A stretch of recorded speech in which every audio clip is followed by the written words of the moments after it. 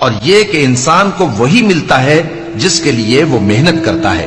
اور یہ کہ اس کی محنت کا جائزہ لیا جائے گا، پھر اس کو اس کا پورا پورا بدلہ دیا جائے گا،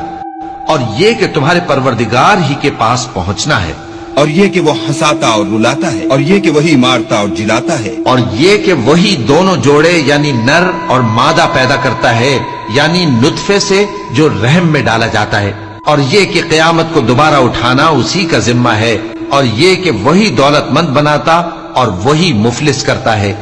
اور یہ کہ وہی شیرا نامی تارے کا بھی مالک ہے، اور یہ کہ اسی نے عاد اول کو ہلاک کر ڈالا اور سمود کو بھی، غرض کسی کو باقی نہ چھوڑا، اور ان سے پہلے قوم نوح کو بھی۔ کچھ شک نہیں کہ وہ لوگ بڑے ہی ظالم اور بڑے ہی سرکش تھے، اور اسی نے الٹی ہوئی بستیوں کو دے پٹکا، پھر ان پر جو چیز چھا گئی سو چھا گئی۔ تو اے انسان، تو اپنے پروردگار کی کون کون سی نعمت پر جھگڑے گا؟ یہ پیغمبر بھی پہلے کے خبردار کرنے والوں میں سے ایک خبردار کرنے والے ہیں، آنے والی یعنی قیامت قریب آ پہنچی، اس دن کی تکلیفوں کو اللہ کے سوا کوئی دور نہیں کر سکے گا۔ اے کافرو، کیا تم اس کلام پر تعجب کرتے ہو اور ہنستے ہو اور روتے نہیں؟